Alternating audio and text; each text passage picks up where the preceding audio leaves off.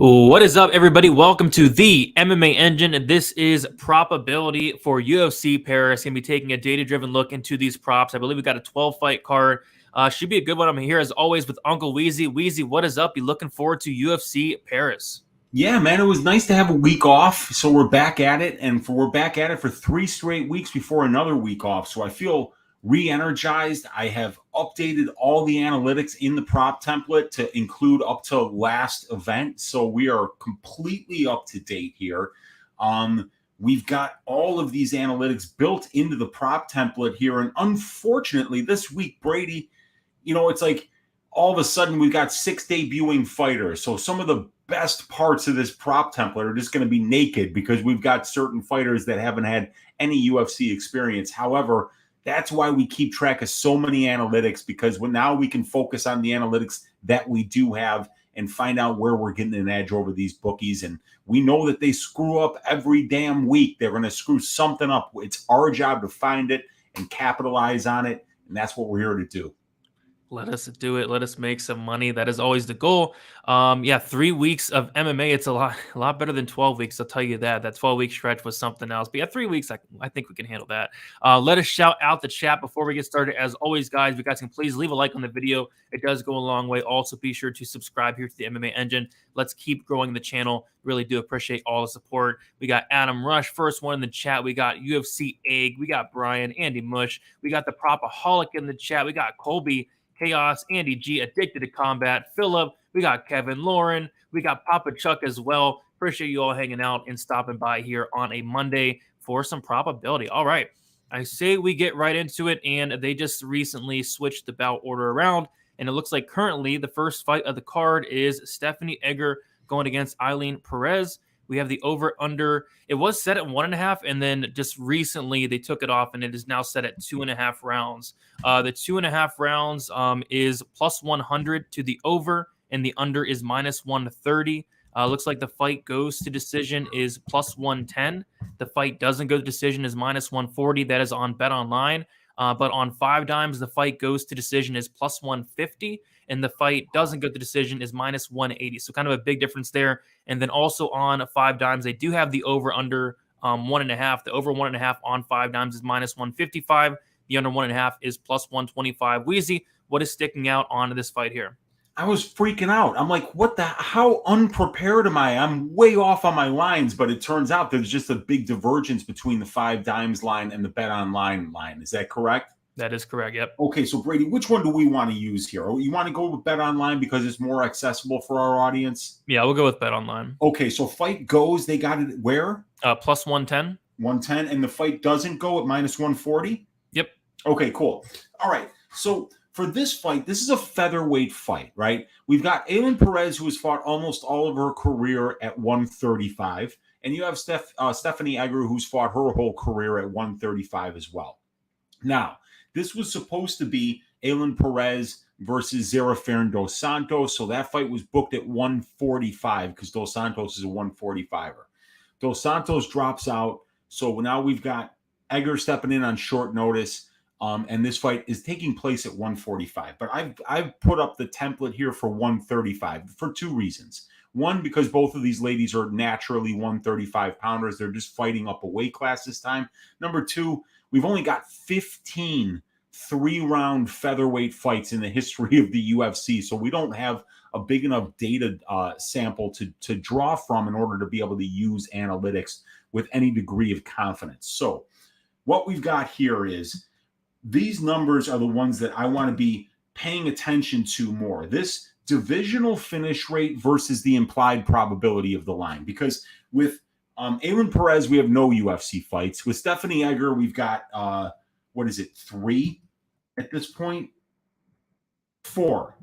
And 3 of 4 of them have finished inside the distance. So, but when we look at the overall resume for these ladies, 66.67% of their fights have finished inside the distance. So we're really paying up here, you guys. 23% is the difference between the divisional finish rate and the implied probability of the line. So what that's telling us is that these fights are really only going to decision or finishing inside the distance at the 135-pound weight class 35.1% of the time.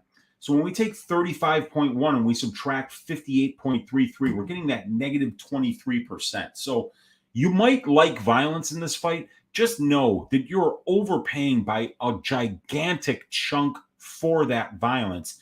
And you're doing it with a debut fighter in Ailin Perez that we just don't know much about. We really don't have any film of Ailin Perez seeing any kind of adversity at all.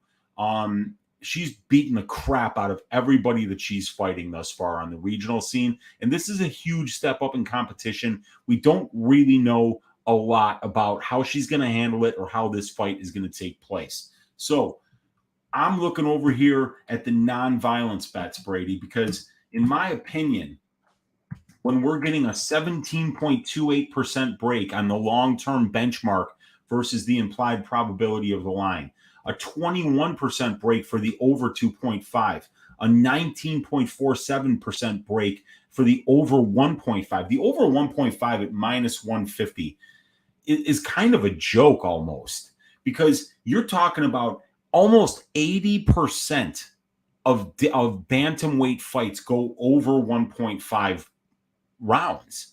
And I mean, you're only paying 60% for that implied probability. That's probably my favorite bet for this fight, is the minus 150 for the over 1.5. You have to worry about a first round finish or an early second round finish, but Perez, this is a huge step up for her. And she's got a good ground game too. She's very well rounded, and she's got excellent conditioning. Neither one of these ladies is going to adrenaline dump and gas out early here. So I think the over 1.5 is the safest one for this fight. Yeah, sadly, Bet Online took that off, but Five Dime still has it, and it's at minus 155. So not much of a different price there, which is still probably solid. Yeah, I was definitely leaning violence. And then I looked at the line yesterday; it was like minus 180 for the fight. Doesn't go. Looks like it's coming down a little bit. So probably no bet for me unless money keeps coming in on these overs. If I can get the fight doesn't go at plus money, I'd be somewhat tempted. But as of now, it's a stay away. I lean violence, but you're overpaying a lot. I was kind of hoping they would mess with the line, but they clearly didn't. They're kind of all over it here.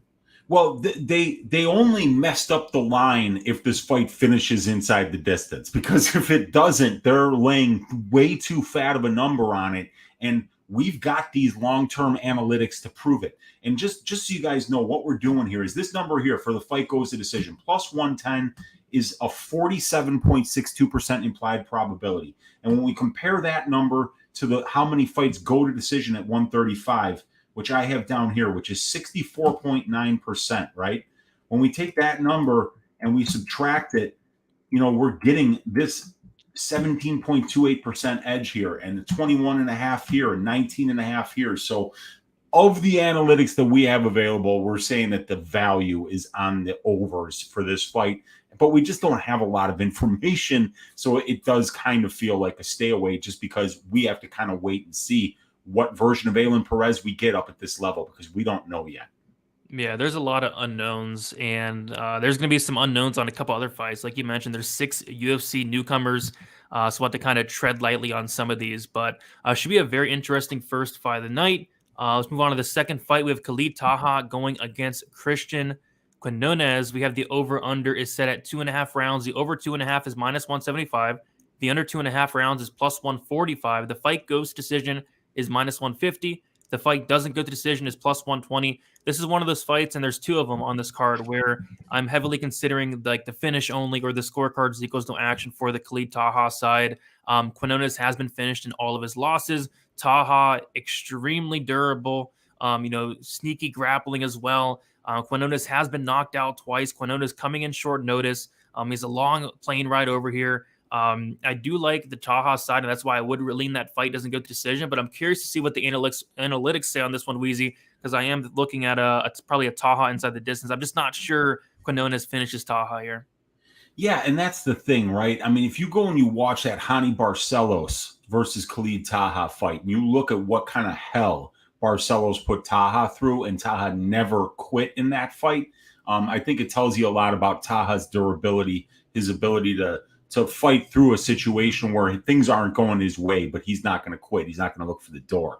And Quinones is taking the fight on short notice, So what we do know here is that, for instance, Christian Quinones' numbers here, which I have highlighted, 12 of his 17 wins inside the distance, but 3 of 3 losses inside the distance. So 15 of his 20 fights have finished inside the distance. For Taha, it's 66.67%. So on the aggregate, 71% of their fights finish inside the distance. At the UFC level, though, we've got 6 fights combined here, 1 for Quinones, 5 for Taha.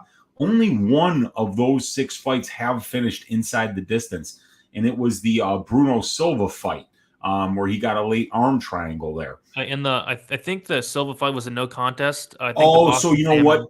Yeah, so it's not counting it actually. That's why. Yeah, all right. So it should actually be 2 of 6 because of the no contest. That one did finish inside the distance, as well as Taha's knockout win over Boston Salmon, and that was a good one because that was one of the worst haircuts I've ever seen anybody walk into the cage with. You go and you watch that, you're going to be like standing up and cheering for Taha, going, at least he knocked out that dude with the horrible haircut. And he did. He starched him, and it was very, very quick.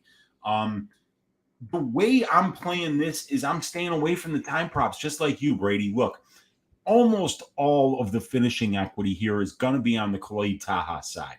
So if you can get fight doesn't go to decision at plus 120, but you can get Khalid Taha inside the distance at plus 275, and you know that Taha's a good finisher, 11 of 13 pro wins inside the distance, and 3 of 3 pro losses for Quinones inside the distance. So I could absolutely see Taha getting a finish here, but it's really hard to see Quinones coming in on short notice against an unknown opponent.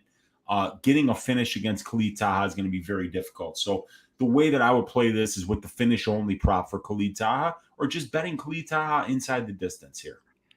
Yeah, it looks like. Let me say one other thing here, Brady. Yep. The prop template does kind of like the over 1.5 and the over 2.5, and the fight goes to decision when we compare these guys' UFC statistics in an albeit small sample size to the implied probability of the line and to the divisional finish rates. We see these big numbers here, right? All of them plus money. But when we compare the long-term benchmark, we're overpaying by 9.5%, 7%, and 9.25%. So tread very lightly. And like I say, since the finishing equity is mostly on one side, if you're on the violent side, take that Taha inside the distance or finish only prop.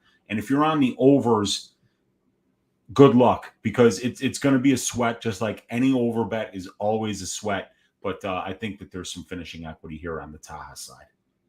Yep, and that's how I'm going to kind of look at it as well. Looks like they opened up the scorecards. Eagles no action at minus 190, went to minus 220, currently minus 200. I'm curious to see what DraftKings and FanDuel put that out at.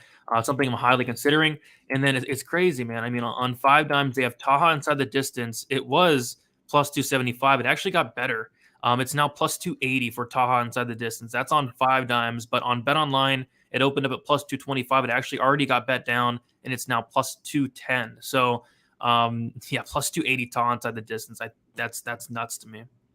I love that bet, especially since Quinones has been finished in all 3 of his losses. He's taking a long, long flight to get here. And I don't know. Now, this guy might train at MMA Masters. I forget whether it's him, but I think he's coming out of the happiest place on earth. That's Tijuana. That's the West Coast, man. That's like a 10-hour time difference between there and Paris. If that's the case, if he's coming out of the happiest place on earth, man, that is a long-ass flight. And Taha is not the kind of guy you want to walk into a cage jet lagged against, because he's going to hurt you, man. 100%. So that should be a good one, including this one. This is probably my favorite fight on the entire prelims here. We have Benoit Saint Denis going against Gabriel Miranda. We have the over-under is set at 1.5 rounds. The over 1.5 is minus 105. The under 1.5 is minus 125. The fight goes to decision plus 190. The fight doesn't go to decision is minus 230. Gabriel Miranda is an absolute madman. All of his wins come under 1.5 rounds, and all but 2 of his wins come in the first round. So he's either getting in there getting the submission win, or he is slowing down as the fight goes on. He's only been finished once, and it was by knockout. But both these guys have a 100% finish rate. Weezy, this is a very interesting one. What are your thoughts on this? Yeah, I mean, this is a fun one, but it almost feels like a little bit of a trap. But here, I still love the unders here, and I love the narrative for why this fight finishes inside the distance. So here we go. Minus 230 for the fight doesn't go to decision. That's a 70% implied probability. Only about 50% of lightweight fights finish inside the distance. So we're overpaying by 19.13%. But here's the thing. These guys have got 25 combined pro wins. All 25 inside the distance. And then if we do a little bit deeper of a dig here on Gabriel Miranda, of those 16 wins, 14 of them come in round number 1. So we've got a very front-loaded fighter who's taking a fight on short notice and then flying from the happiest place on earth, or I think this guy trains out of MMA Masters, which will be much less happy than Tijuana, Mexico, but also about 4 hours closer, 3 to 4 hours closer to Paris. So that's a big deal in this case, if that is the case. But still, 25 pro wins inside the distance. But the tricky thing is that 1 of 6 losses have been finishes. Gabriel Miranda's only been finished in 1 of 5 pro losses, and Saint Denis really should have been finished in his loss, but I mean, he showed incredible durability and toughness. So it's pretty clear that neither one of these guys is really looking for the door. But I think the odds of Benoit Saint Denis showing Gabriel Miranda the door, especially as this fight gets into deep water, is a very likely possibility here. I don't think overpaying by 19.13% to get this fight doesn't go at minus 230 is overpaying really much at all. I mean, we just saw Egger and Perez. You're overpaying by 23% for the fight doesn't go, for 28% for the under 2.5. And now you're not even paying overpaying by those same numbers for guys that we know in a massive sample size of 25 professional wins are finishing their wins. And in addition to that, fight ends by sub for a guy in Gabriel Miranda who has 15 submission wins, and Benoit Saint Denis 8 of 9, 23 of those 25 wins coming inside the distance by submission. That's 96% of their combined wins have been submission wins. So if we can even get a 10% discount in the line, we're doing better to find fight ends by submission rather than fight doesn't go to decision here. But still, fight doesn't go to decision feels like a very safe parlay piece for this week. Yeah, and it's I don't think that minus 230 is going to last long, because on 5 dimes it's already getting smashed. It's down to minus 285 on 5 dimes. Who was it that brought it up? Meatball brought it up. Yeah, I saw this earlier, and I'm shocked at this line, Weezy, and I think I might be playing it Miranda by first round submission plus 1,600. Yeah, I'm going to play that for sure, dude. What's going on? That's his win condition. Yeah. This guy's got 16 wins. 14 of them came in round number 1 by submission. Oh, yeah. I mean, that is just unbelievable. If you think that this guy even has a 10% chance to win this fight, you've got to bet that simply because you're getting an edge. So yeah, I memean, shout out Meatball. I've been waiting for that line to open all week. Is it finally open now on Bet Online? Yeah, it's there, and I'm shocked. Usually Bet Online doesn't hang lines like that. Nope, they usually don't. And I'd like to wait for FanDuel just to see, but I mean, I don't think I'm going to get much better than plus 1,600. And maybe if I do, I'll just throw another 1/10 of a unit on it if I get it at plus 2,000 on FanDuel and just say I'm doubling up, because it never hurts to bet on a mustache as spectacular as Gabriel Miranda's. That's a good thing that you're doing right there. And when you get a fighter's best win condition, and it's such a small chunk of what their actual win percentages on the money line, it's worth taking those shots. Absolutely, and it's going to be live too. Miranda's a very good grappler, very dangerous, and Saint Denis gets himself into a lot of bad spots, and he's able to get out of them with his toughness. He's not using a ton of technique; he's using his toughness to get out of them. So I think there's going to be you're going to have a plus 1,600 ticket, and you're going to get a lot of opportunities in that first round. I can guarantee you that. Does it hit? Maybe. But plus 1,600, that's like a 5%, 5.9% probability. That's his win condition. He's not going to go out there and win a decision. He's not going to knock out. He's definitely not knocking out Benoit Saint Denis if he wins his first round sub. So it just makes no sense to me. Plus 1,600 is 5.88% implied probability. That's. I mean, I feel like that's 90% of Gabriel Miranda's win equity in this fight is a first round submission. So yeah, I love that. Plus 1,600. Let's throw that in there for sure. Sounds good to me. I like that sprinkle a lot. Move on to the next fight. We have a fight that, should not be on the prelims, but it is. My goodness. Nasruddin Imavov going against Joaquin Buckley. We have the over-under set at 1.5 rounds. The over 1.5 is now minus 175. It's been getting smashed. We talked about it last night on Stat Diggers. It was minus 150. Now it's minus 175. Just recently moved, probably a couple minutes ago. The under 1.5 is now plus 145. The fight goes to decision is plus 155. The fight doesn't go as minus 190. I was very tempted on the over 1.5 around minus 150. Minus 175, I still don't mind it, but it's going to be a little bit terrifying. Both guys very dangerous. But yeah, I'm still leaning over on this one. But minus 175, wish I would have got the minus 150 last night. Well, there is one bet that the prop template just loves here, Brady, and that is the over 1.5 sitting at about minus 160. We can see right here when we compare the long-term over 1.5 rate in this division to the implied probability of the line, we're getting a 1.7% break. We're getting an 11.2% break when we compare the two fighters over 1.5 rate in the UFC to the implied probability of the line. And these guys go over 1.5 at a 9.5% rate higher than the division does. So Imavov and Buckley are both guys who are finishing a little bit later in fights traditionally. So that over 1.5 at minus 160 is one of those bets that we call the trifecta, where we're getting a break over the bookies in all three of the key analytics here. These guys aren't exactly, we've got guys in Buckley and Imavov that are, people think of them as finishers, but overall, we're looking at a 71.43% finish rate. Imavov, 73.68. So 72.73% on the aggregate in 33 fights. And it's the same rate in the UFC as well, 8 of 11. But they take their time. They tend to get going later on in fights.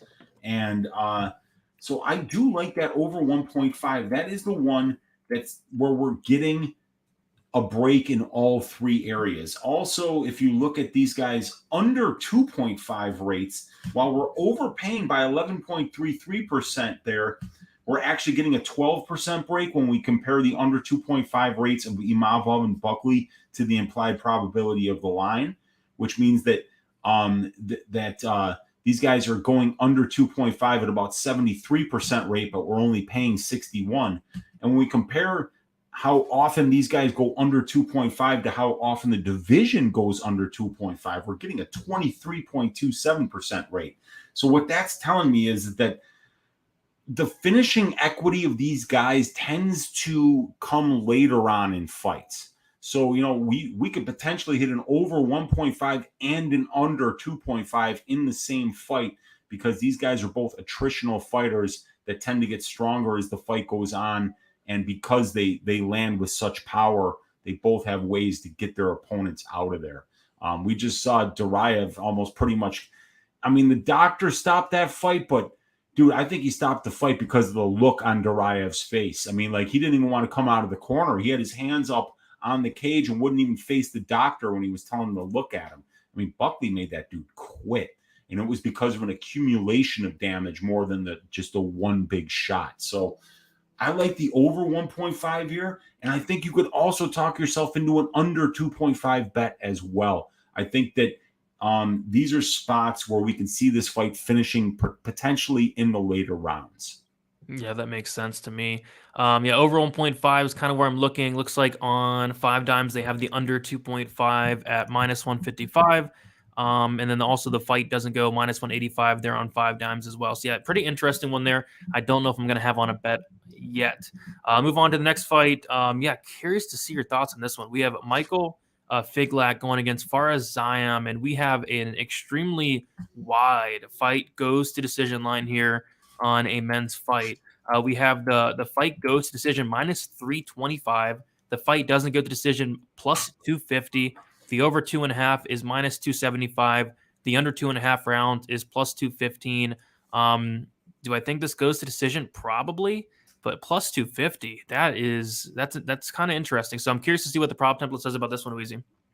So unfortunately, Figlak's got no UFC fights, and Faraz Ziam has 4. So we can't really talk too much about the UFC analytics here. But what we can do is we can talk about what we've seen on tape from both of these guys, and we could talk about what the long-term benchmarks are in comparison to where these lines are priced right now. So, my God, we're getting a 22% break when we take that divisional finish rate and we compare it to the implied probability of the line. So, men's 155-pound fights are finishing inside the distance, Brady, about 50.57% of the time, right? So, when we compare that to the plus 250 line, we're only paying 28.57%.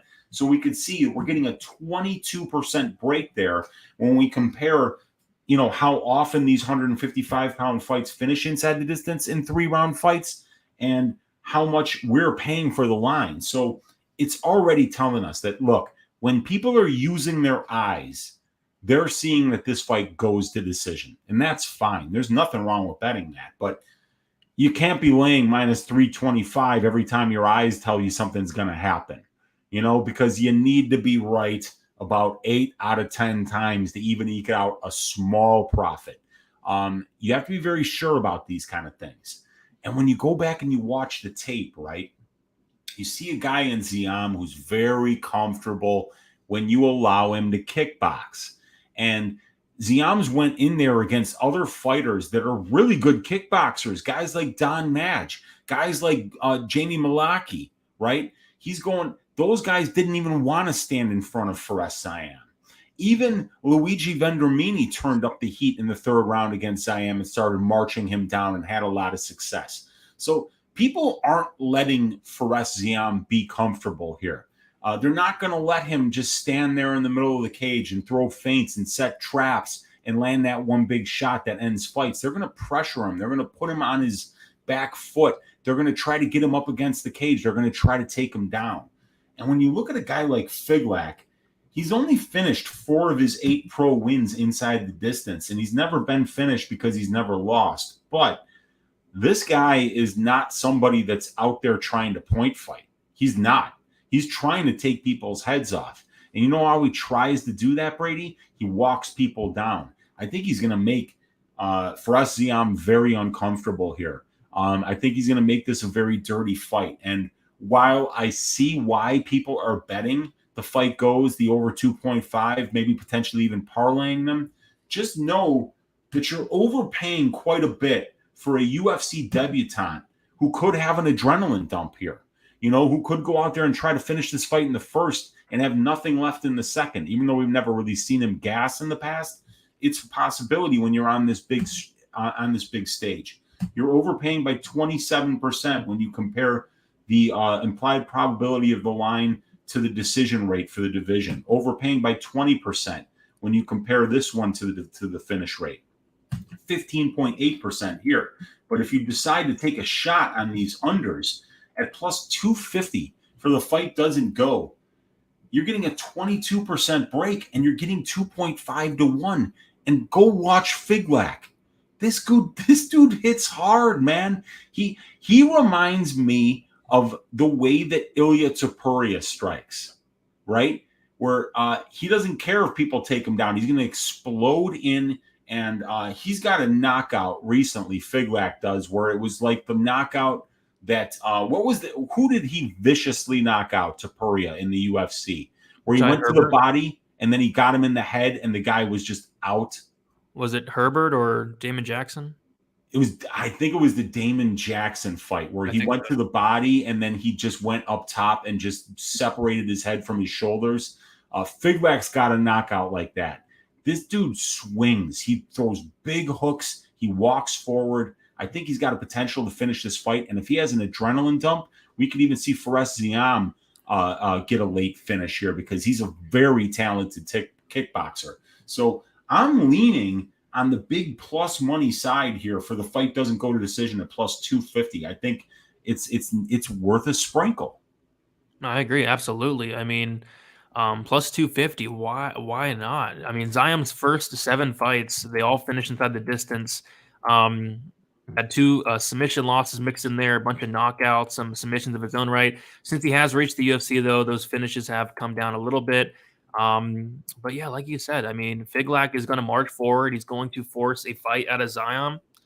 Plus 250, I think it definitely could be worth a shot. On 5 dimes, it's only plus 200. Yeah, it's juicy. I think it's the juiciest fight doesn't go to decision line on the card and probably by a mile as well. So, yep, that is something that I am definitely considering there. Move on to the next fight. We have Abus Magomedov going against Dustin Stoltzfus. We have the over/under set at 2.5 rounds. The over 2.5 minus 110, under 2.5 rounds minus 120. The fight goes decision plus 120. The fight doesn't go to decision is minus 150. So about a pick 'em here for the over/under 2.5. Weezy, what is sticking out on this one here? Well, this is a tough one again because we've got no UFC fight data for Magomedov here, but we do know that his fights are finishing about 76% of the time as a pro. 22 of his 29 pro fights have finished inside the distance. And for Stoltzfus, it's 9 of 18. So Magomedov is the better finisher here, but he's also more likely to get finishes. He's been finishing 3 of 4 losses, and for Stoltzfus, it's 2 of 4. So once again, I want to pay a little more attention to this row. I want to compare that long-term benchmark to where the line is and see if anything's mispriced here. Minus 5% here, minus 5% here, minus 4% here. When we go to the non-violent side, they're less overpriced, but they're still overpriced. This one is a very difficult one. I think that both guys have finishing equity. Magomedov is a very good, very well-rounded fighter, but I don't like the fact that he's been finishing 3 or 4 losses. You know, that worries me a little bit. And Stoltzfus, in my opinion, is at his best when he's grappling. Whether he's on the bottom, whether he's on the top, he's just doing his better work when he's on the ground and not on the feet. He's very hittable on the feet. He's also very durable, but he's very hittable. And I think that Magomedov is going to have a lot of success here on the feet. But we're not really seeing anything be overpriced or underpriced here. And this is one for time props that I'm just staying away from. I'm very confident in the Magomedov money line, but it's juice to the tits. And there's nothing here that's making me say that there's more value on one side than the other. And I think when I look at the narrative of this fight, I could see it finishing in the first, I could see it finishing in the second, I could see it finishing in the third, and I could see it going to decision. So I just don't, this is one that the metrics aren't giving me much of a read on, and it feels like the lines are priced properly. Yep, I agree. No really strong take for me. I guess I'm picking the fight to go to decision just based off of Stoltzfus and his toughness, but nothing I'm running to the window for. So yeah, pretty easy pass. I do like Abus myself as far as a pick goes. But like you said, it is getting juice to the tits at this point and getting wider and wider as we speak. But yeah, no time props for me on that one. This one is one I'm extremely interested in. We have Charles Jourdain going against Nathaniel Wood. We have the over-under is set at 2.5 rounds. The over 2.5 rounds is minus 160 now. Looks like it just recently got hit pretty hard. And the under 2.5 is plus 130. The fight goes to decision, minus 110. The fight doesn't go to decision is minus 120. Kind of like the Taha fight. This is one where I'm looking at that Jourdain scorecards equals no action. Jourdain is a phenomenal finisher, finishing all but one of his wins. Nathaniel Wood, I seriously question the durability. He's been finishing 4 of his 5 losses, 2 by sub, 2 by knockout. Nathaniel Wood coming up a weight class for the second time. The first fight was against Charles Rosa, kind of warm-up fight, right? This is going to be his real first fight at 145, if you will. And I'm going to be looking at Jourdain inside the distance. Jourdain scorecards equals no action, stuff like that. Kind of like the Taha fight. I personally am picking this fight to go to decision or to finish inside the distance. And I'm curious to see what the prop template says about this one, Weezy. It's about to pick him here. Yeah, so the one that jumped out here was we've got FanDuel opening lines here, and the fight starts round 3 at -176 right over here, Brady. That one's jumping off the page at me because when we compare the fight starts round 3, that's happening about 66% of the time, but we're only paying 63%, right? But when we compare the two fighters' fight starts round 3 rate at the UFC level to the implied probability of this line, they're starting round 3 75% of the time. Now we know that Charles Jourdain is a mythical creature in the third round. Yes. Right? And we've even seen him be finished in the third round as well by Erosa in that fight. So it seems like, I mean, he did get that first round submission victory over Orlando Venata, but most of the time Jourdain's another attritional type of guy where the big shots, kind of pile up, and in the third round, it looks like, I don't know. I want video cameras in his corner for the entire time between the second and the third, because I'm convinced they're dropping goofballs in his water, and he's just coming out. He stands in front of his opponent and screams in their face, and he's just beating people senseless in the third round. So I would be terrified if that fight,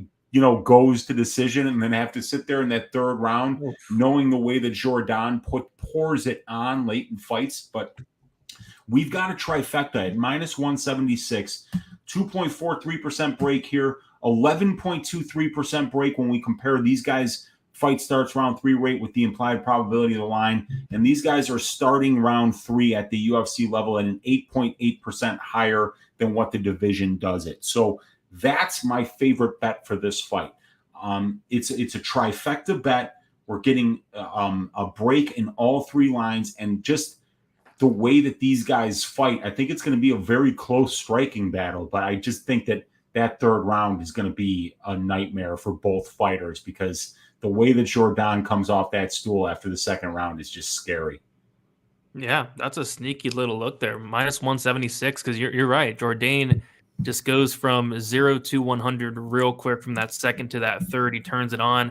And I think it's Mushroom in the chat saying it. Wood loves to lose in the third round as well. I think Wood has a couple losses in the third round by knockout and sub. So, yep, I think that's a good look. And Jourdain round 3 is a good look as well, plus 1,100. I mean, that's kind of insane. I feel like Jourdain round 3 should always be a sprinkle, plus 1,100 plus 1,000 as well. So yeah, I think there's a couple different ways to play this fight for sure. But yeah, fight starts round 3 makes total sense, especially how Jourdain fights. He's a really good fighter, but once that round 3 hits, he's a completely different fighter. It looks like a completely different guy in there. So don't mind that at all. Yeah, and check it out, dude. I want to shout out our guy, MMA Propaholic Brady. He was messaging me earlier today saying, look at the submission line for Charles Jourdain. You got a guy who's got half as many submissions as he does knockouts. So he's a black belt. He's got a great front choke. Wood has been finished by submission 2 out of his 5 pro losses. The knockout prop for Jourdain is something like plus 150 or plus 170. The sub prop plus 1,200. These are the kind of spots where you just look at and you say that the value's off in one of these bets. And guess what? Shout out our guy Lou Betya, Brady. How about round 3 sub for Charles Jourdain at plus 5,000? How about that one? I think I might be sprinkling that just a little bit. Try to get that home run, that grand slam where we get a plus 5,000, man. We know how crazy Jourdain is in the third. We know Wood loves to get finished in the third. Maybe he shoots for a desperation shot, winds up in one of those front chokes, and we go laughing all the way to the bank, and there's a party at Weezy's. What a call. What a call. I like it. I like all of it. Plus 1,200 for the sub, round 3 sub, insane price on that.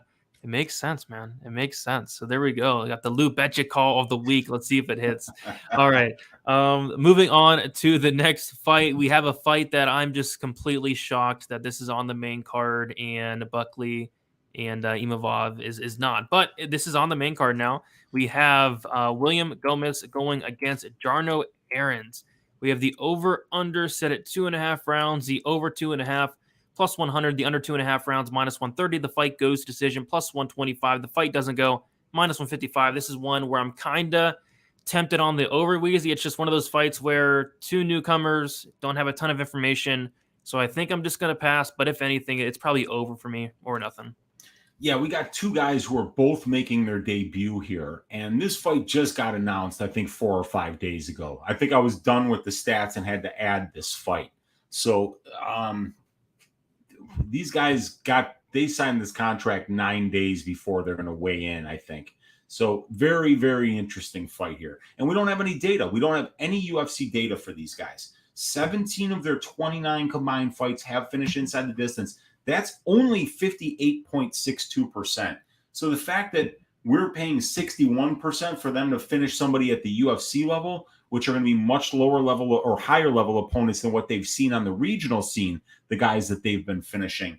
Also, you got a guy in Jarno Aarons who has been scheduled for 5 rounds twice. And I believe he's got 2 fights against Turkish Tarzan, Merit Ozilrapic, or whatever his name is. So this guy's in Aarons, we've got a guy who's been 5 rounds, and he can push a pace, and he doesn't really get that tired.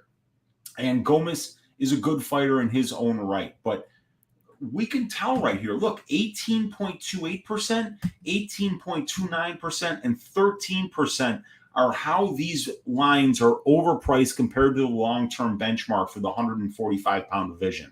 And we always got to remember, you don't want to bet violence in 145 if you can avoid it, because it's one of those divisions that finishes at a 7% lower rate than the divisions that it's sandwiched by.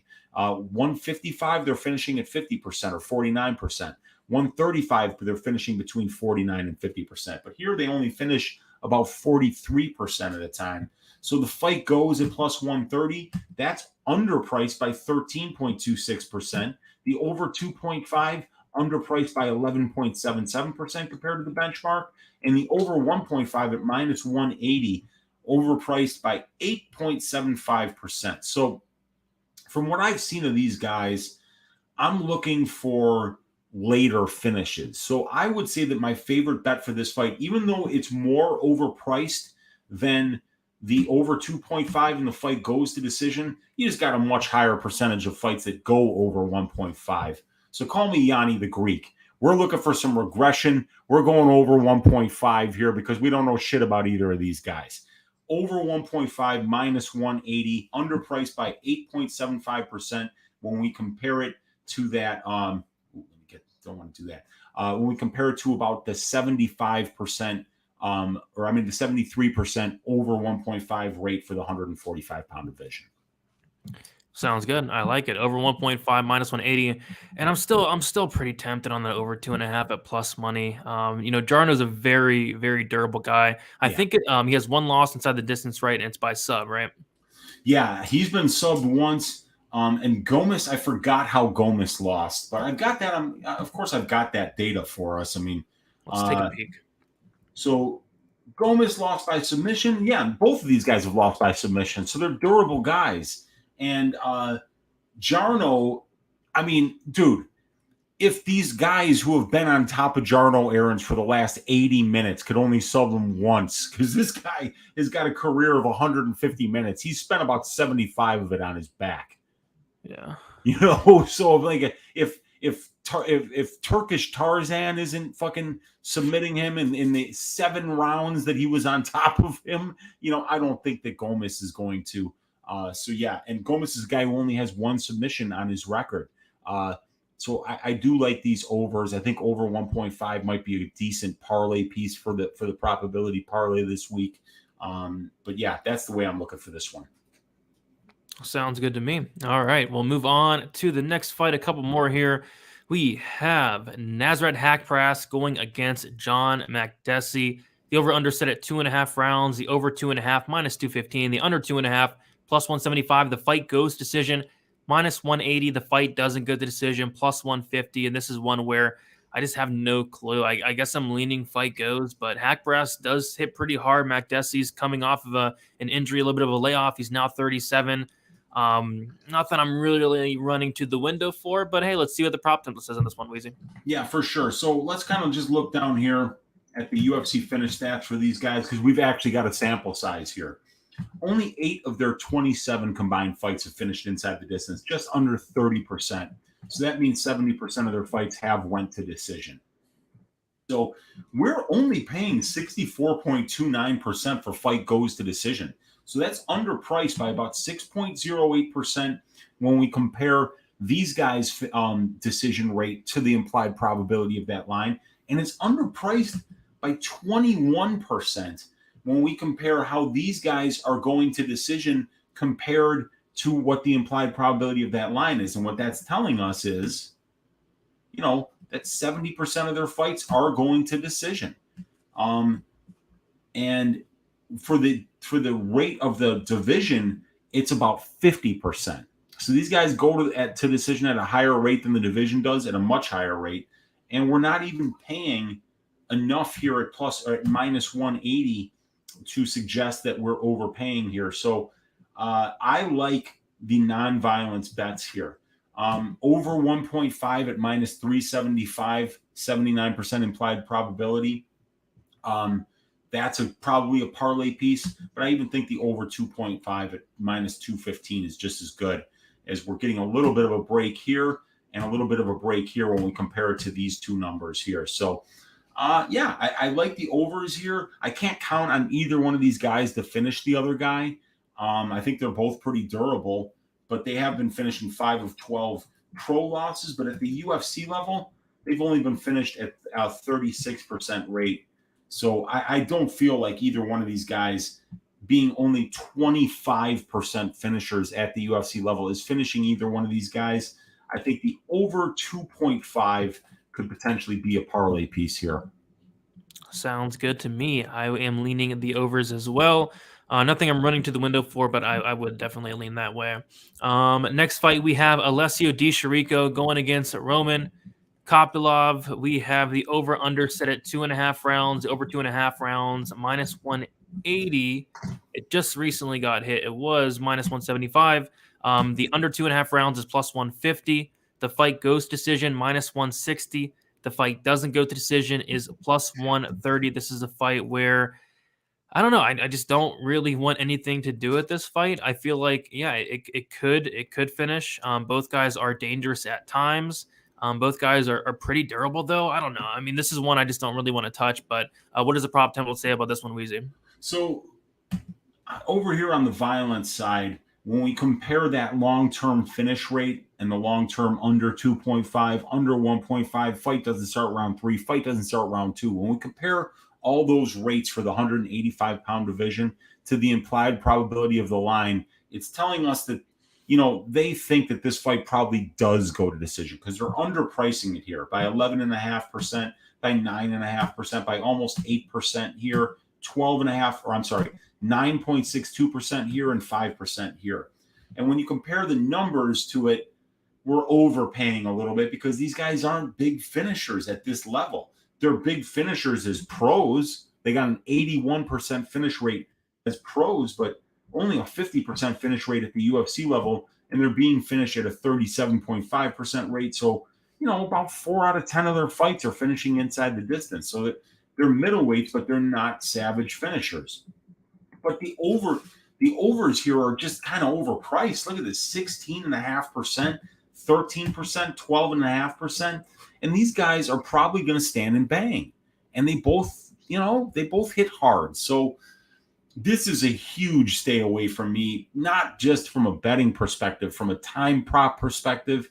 This is a fight that I don't have much of a read on.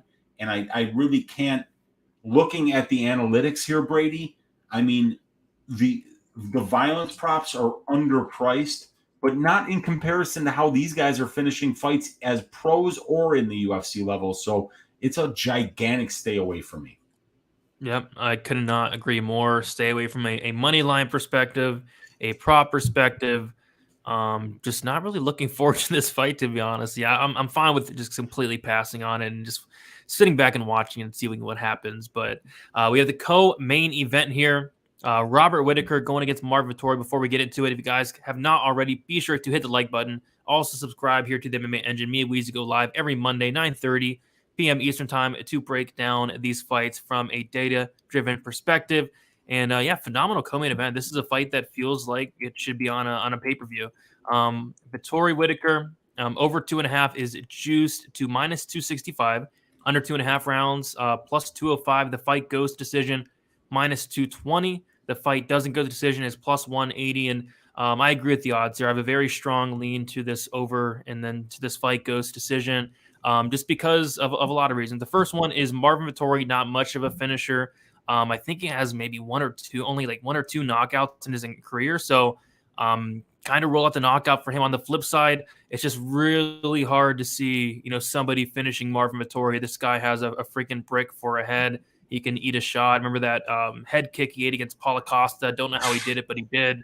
I just don't see anybody finishing Marvin Vittori really ever. So, yeah, fight goes over 2.5. I'm personally on the Whitaker decision. I know you're on the Whitaker decision. I think this fight does go over more often than not. If there's a finish, I don't know. I mean, if there's a finish, maybe it's Vittori getting the knockout. But like I said, he's not much of a knockout guy. So, yes, really strong lean to the over here. I'm curious to see if the stats line up with that strong lean.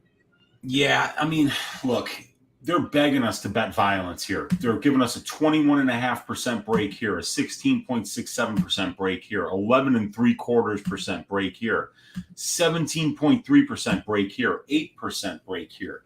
And even though we're overpaying by over 23% here, 22%, 18.5%, 24%, 15%, the analytics are still saying that we're not quite yet overpaying. Only overpaying by 5% for the fight starts round 2. Overpaying by about 5.83%.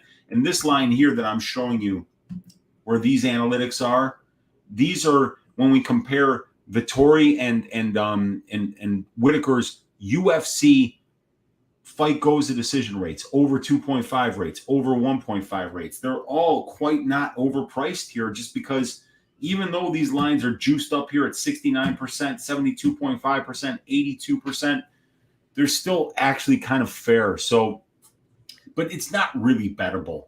I'm not laying minus 450 for an over 1.5.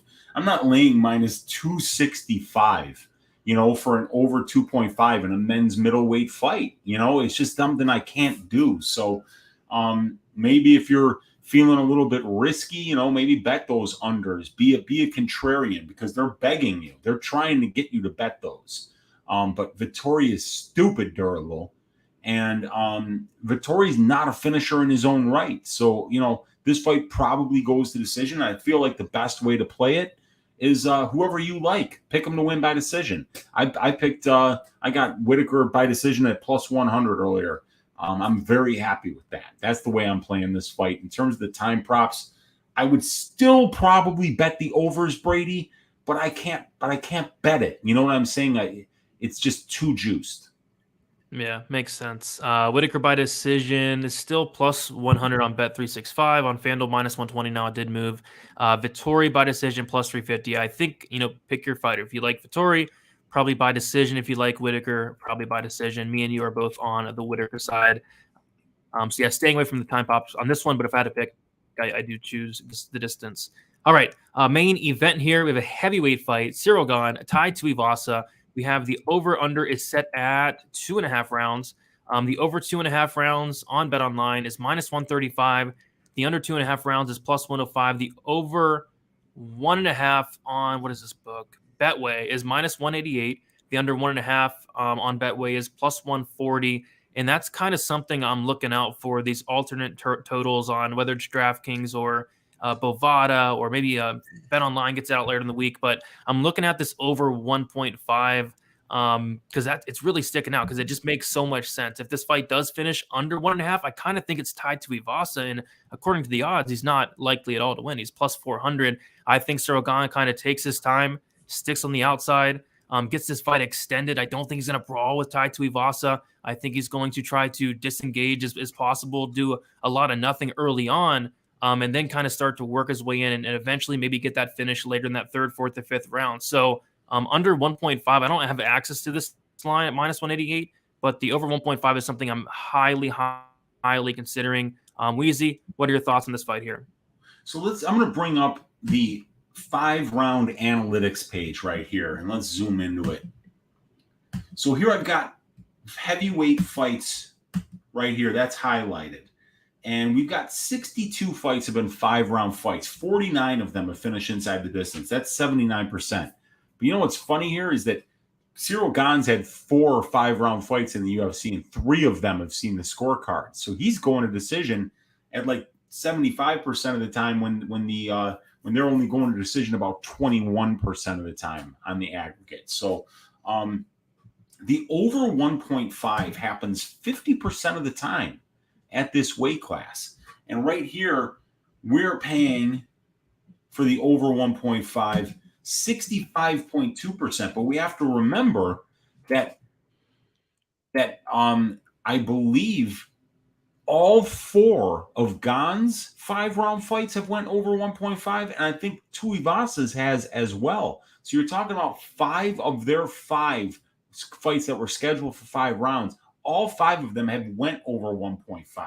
And yet we're only overpaying by about 15% when we compare that 65.28% to the 50% over 1.5 rate that we've got for the division. So I'm kind of looking at these low overs as well. Potentially also at the fight doesn't go because we've never seen Tai Tuivasa go past 900 seconds. In this fight, he would have to go a full 1,500 seconds. So what is Tai going to look like in those last 2 rounds? He's not a picture of conditioning like Gane is. You know, like I just saw some video on Gane of like him dunking a basketball like 4 different ways. He did a windmill. He did a like over his head.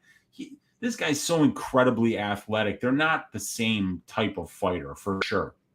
But I think when you look at the narrative of this fight, Brady, we've seen Gane fight very, very smart. You know, we've seen him survive in his last 4 fights with guys like Volkov, guys like Ngannou, guys like Derek Lewis, guys like Jairzinho Rosenstrike. None of these guys are knocking him out because he's very defensively responsible. And I think he's going to be that again here. So the over 1.5 at minus 188, I think is a very good look in this fight. As well as the fight doesn't go to decision. We're only paying 72% for that. And like I mentioned, 79% of 5-round heavyweight fights do finish inside the distance. So that's a 7% edge there as well. So I think you can go violence if you're willing to go an under 4.5 or a fight doesn't go. But I also think that the over 1.5 or the fight starts round 3 are places that we could potentially look at here. Fight starts round 3 in the heavyweight weight class 42% of the time. And we're paying for fight starts round 3 59. So that's a little bit more overpriced. That's about 17% overpriced, while the over 1.5 is only about 14 or 15% overpriced. And we need to go that extra 2.5 minutes as well. So, I think that the over 1.5 is probably the way I'd play this one. Yeah, I think so too. Sadly, though, I doubt we're going to get this minus 188 on Betway. Looks like on 5 dimes that over 1.5 is getting smashed. Minus 245 for the over 1.5 on 5 dimes. BetOnline does not have an over 2.5, and it looks like BetOnline took off their 2.5 as well. It looks like BetOnline has it at 3.5 now, which is interesting. So I think we're going to get a better odds on this fight. Doesn't go later in the week. Looks like on 5 dimes right now, the fight doesn't go is only minus 205, and money's still coming on this fight goes. So, fight doesn't go minus 205. I wouldn't mind that at all. Yeah, I don't mind that at all either. And I mean, anytime you can get a heavyweight fight, for 5 rounds and you're paying less than minus 300, you're actually getting a break, just because how we know these fights finish. I mean, almost 80%, almost 4 out of 5 of them finish inside the distance heavyweight fights that are scheduled for 5 rounds. Yeah. And I can't, by the way, I can't believe that freaking Ngannou fight didn't finish inside the distance. It just makes, it's still to this day what happened in that fight makes no sense to me. But watch Tai Tuivasa come out here, turn into a wrestler, wrestle Gane for 5 rounds. It's crazy. Yeah, and nobody saw that coming. No, Nobody no, saw that coming. Nobody was like, yeah, I mean, I think maybe Gane has some success early, and then Gane was going to make that adjustment, late third round and start wrestling. I mean, you'd be like, come on, man, what are you talking about? what's No, going on?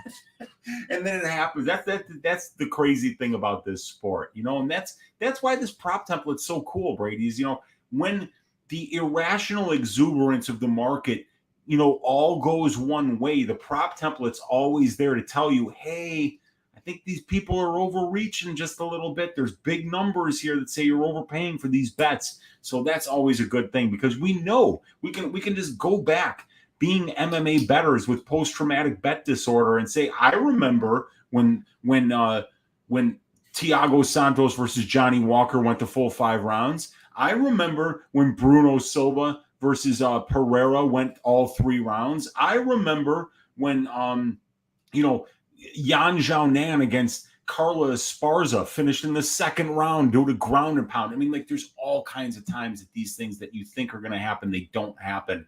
And the prop template can tell you, like, for instance, that Figlak Ziam under, at plus 250. Why not? Exactly. I like it. But yeah, I like it. All right. Let's see what we got here in the chat. We got a dono from Go Flamingo, $10. Appreciate you a ton, man. Saying Cyril Gane is gonna tear up that chubby belly with kicks at distance. Big fan of Tai. You're a big fan. You're calling him chubby. Come on. But I don't know if he can even last till the 4th. Lewis went down to the 3rd. I've got Gane by KO at plus 220. Yeah. So yeah, I'm taking a look at the Gane's fights that have won 5 rounds, and there's a big difference between like a Volkov, right, and Tai Tuivasa. They fight completely different. Same thing with Rosenstruck and Tai Tuivasa. They fight completely different. And Rosenstruck in that fight, he only attempted 104 strikes in 5 rounds. Tai Tuivasa, is for him to have any success in this fight at all, he needs to get into a brawl. He needs to press forward, press Gane against the cage, let off big combinations. Tai Tuivasa is not going to stand there like a Volkov or a Rosenstruck for 5 rounds. So, yeah, I'm kind of liking, and also Tai Tuivasa is not going to wrestle like Francis Ngannou. That's a fact. So, yeah, I do like that fight doesn't go, but I have a sneaky suspicion there will be a better price throughout the week. People are going to hammer these overs, and I get it, especially the early, like over 1.5. I get it. I like that as well. But I'm going to be taking a look at the fight doesn't go later in the week. Tai Tuivasa extremely live early, and then Cyril Gane down the stretch 3, 4, 5. Yeah, I think that's the way to go. And I mean, look, we can count on Gane to fight smart. And he's going to have to do what Gogo Flamingo said. He's going to have to work those kicks from a distance, and he'd be smart to work the body, because Tuivasa's got a head like a brick, dude. I mean, he's not an easy guy to knock out by any stretch of the imagination. And I think even when Junior Dos Santos knocked him out, I think it was ground and pound that he got him with, wasn't it? Yeah. Yeah, I mean, like, dude, a lot of people completely overrate the wrestling of Cyril Gane. He's not a wrestler. You want proof? Go back and watch his last fight. He got out wrestled by a guy who doesn't wrestle at all. Okay, so these people who think that Gane's he's gonna go out there, he's gonna take Tuivasa down. Gane is not Sergey Spivak. Gane is not Juan Espino. He's gotten takedowns against guys like Dante O'Mays and Rafael Pessoa. He's not going to be taken down Tai Tuivasa. He's much better, much faster, much better at distance management. He can pick this dude apart from range, and I think that's what he's going to do. Yep, I think so as well. And then Gogo Flamingo saying, Tara, I got you. I know what you meant. All right, Weezy, we did it. Now what we have left to do is, what were the spots that are sticking out? And then we'll also get a PP on the way out. So what were the spots that really stuck out? So St. Denis Miranda fight doesn't go to decision. Let's just throw that in the parlay, no matter what the price is. I mean, that one I'd be shocked if that went the full 3 rounds. I also like this Jordan Wood fight starts round 3 at minus 176. The analytics love it. It's a trifecta, and I think it fits the narratives of how these guys fight. I think it's going to be very close on the feet. And Wood can definitely box, and Jordan's got a ton of power, but I think it'll be the third round when that fight finishes if it does. The over 1.5 in Gomez Aarons feels pretty safe to me.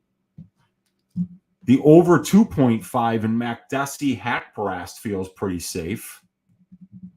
And those are all good minus money spots. But the other bets that I like, over 1.5 Gane Tuivasa, plus 250 fight doesn't go to decision for Ziam Figlak, and that over 1.5 for Imavov Buckley, and the over 1.5 for Perez Egger. I think those are all really good bets, but the ones that stick out as parlay pieces would be the fight doesn't go for St. Denis Miranda. The fight starts round 3 for Jordan Wood. And let's say the over 2.5 for Makdessi Haqparast and the over 1.5 for Aarons Gomez. Sounds good. Yeah, I really liked that over 1.5 for the Gomez fight. That is only on 5 times as of now, though, so maybe that's something we can add later in the week when DraftKings comes out with the lines. But right now I have the fight doesn't go to decision for the Miranda fight, and the fight starts round 3 in the Wood fight, and it comes out to plus 125, 2-leg parlay. I like that a lot. Let's do that one. Okay. Plus 125 sounds good to me. And then we've given you a bunch of other bets that aren't juiced to the tits that you can bet. Over 1.5 in Perez Egger. Over 1.5 in Imavov Buckley. Fight doesn't go to decision at plus 250 for Ziam Figlak. And that over 1.5 in the Gane Tuivasa. And then we also mentioned the over 1.5 for Gomez Aarons and the over 2.5 for Makdessi Haqparast. Sounds good to me. Colby saying what level BJJ is St. Denis? Off the top of my head, I think it's a purple belt. I think he's a brown belt now. I think I heard one of the guys say that he's a brown belt during the Stolze fight, if I'm not mistaken. Okay, there you go. And then Miranda is a black belt. I know that for a fact. Yeah. Oh. Yeah. With that many submissions, you're damn right he is. Yes, 100%. Plus 1,600. Let's go.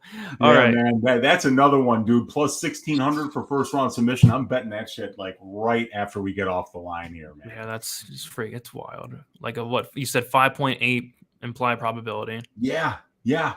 You got to love that, dude. This guy has won almost 90% of his fights by first round submission, and you're only getting 5.6% implied probability to bet it. You got to love that. It's tempting. It's tempting, and I will be on that as well.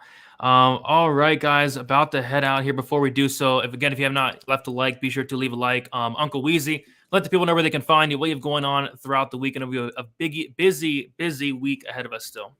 Yeah, we do. So tomorrow night, 10 o'clock Central Time, you can find me on my YouTube channel, Uncle Weezy. I'll be doing just the tip. We'll break down all 12 of these fights from a stats and tape study perspective, finish with Uncle Weezy's ass shaving of the week. I already put out a greasy 4-leg parlay on my channel earlier today, and you'll be able to find me on Pub Sports Radio on Wednesday for the DFS show, and, always right here on the MMA Engine for probability every damn week. And I appreciate all you guys hanging out on a Monday night with us, and let's stack cash tickets like flapjacks for UFC Paris. Let's do it. Oh, by the way, if you guys have not checked it out already, also on the MMA Engine, I did go live for some Dana White's Contender Series, talking some bets. Go check that out. And follow me on Twitter, DFS_numbers, Instagram, DFS by the numbers. My full card breakdown should be out sometime tomorrow. And yeah, that's about it. So yeah, subscribe, like, all the good stuff. We'll talk to you guys very soon. Best of luck for UFC Paris. Should be a very fun event. And let's make some money.